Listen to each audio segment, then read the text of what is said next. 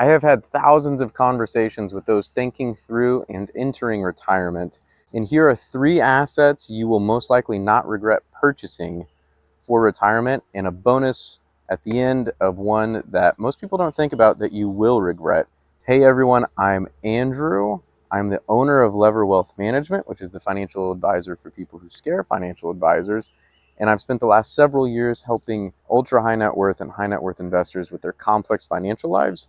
And what I do is I take the learnings from those situations and I give them to you so that you can apply them to your own situation. The first, the easiest, and one that I'm sure you're not surprised about at all, any home renovations or car purchases that you need to make, do it before retirement. I've seen this time and time and time again. One fact that I've seen, and I will call it a fact, is people are less likely to spend money and they are more likely to feel like they're on a fixed income whenever they enter retirement. And so one of the ways to mitigate that is you understand going into this, I should probably make those bigger ticket purchases before I turn off the income stream. And it sounds silly, but I'm telling you, it works. Many times I see people say, hey, I know we're going to need to buy a car. Our car's 10 years old. I would say, go ahead and do it. And it's the same thing on the home renovation side. Many times with home renovations, you either have a hobby that you're wanting to get into in retirement that you want to make some changes in your house for. There's some deferred maintenance on the house. I know we need a new roof. I know we're going to need to build an in-law suite for my parents. I would encourage you, if it's something that's going to have to occur in the next couple of years anyways, doing it before retirement while you are still earning an income will make you feel better and effectuate the same result. So you're going to feel better psychologically, but financially you're going to be in the same situation as before. I would even lump in large vacations for the whole family that you're wanting to take right at retirement. Go ahead and pay for that in advance. If you know it's going to occur in the next 12 months, why not just pay for it now while you're earning an income? It's an often missed but powerful way to feel better about entering retirement. The second asset that I would mention that I've seen many people enjoy and not regret, I have yet to meet one person regret this, is funding 529s for their grandchildren. This is for a few different reasons. The first is you do not have to tell your children or your grandchildren, I am paying for your college.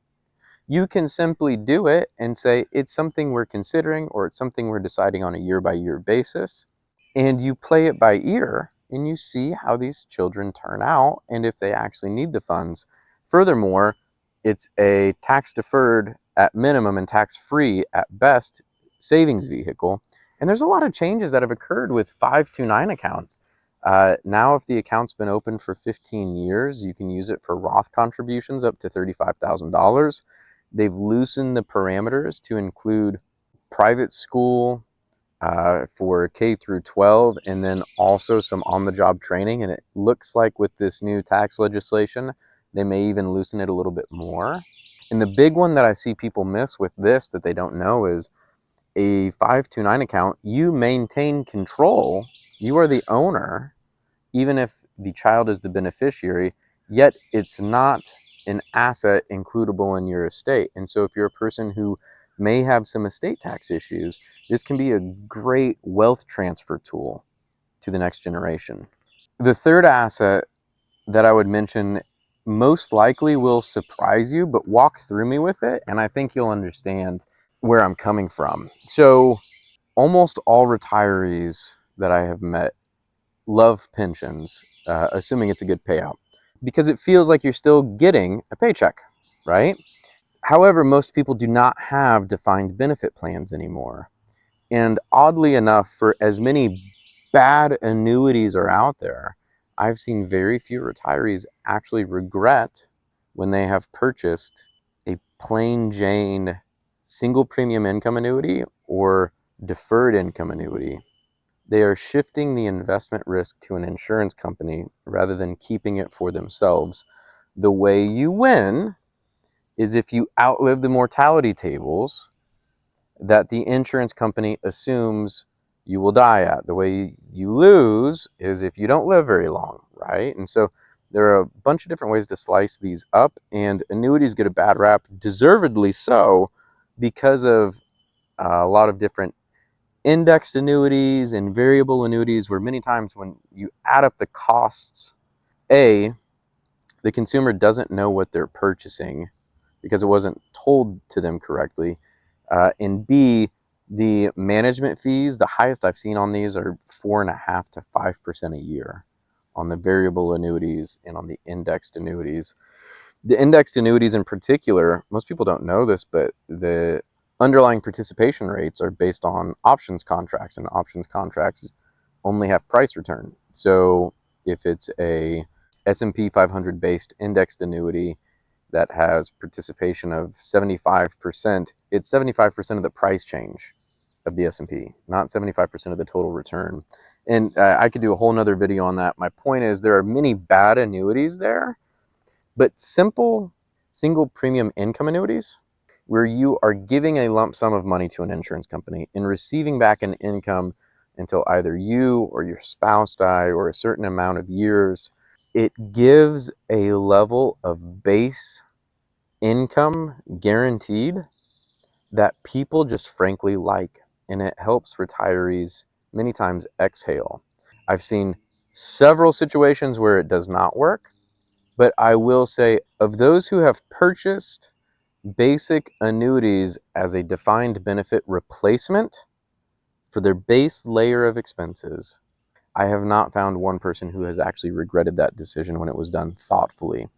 In conjunction with that, and on the other side, I've seen many people dial back risk so much because they're scared of losing money at the beginning of retirement that they do not have enough equities, and then in 10 or 15 years they see the growth that they have foregone.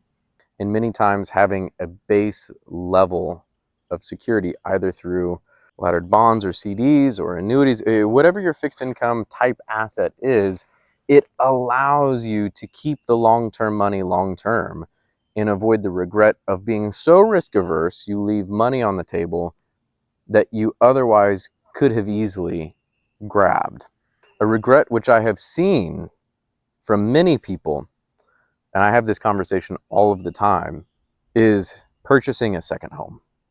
I have seen so many people want and discuss and put in their plan, yeah, Andrew, we do want a second home in whatever place.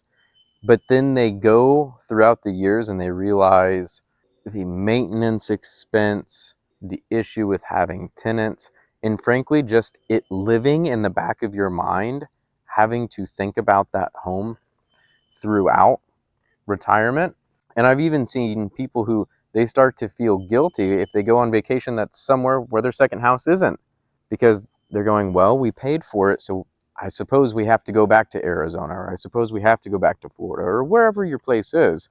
I am all for travel. I think in certain situations, a second home can make a lot of sense.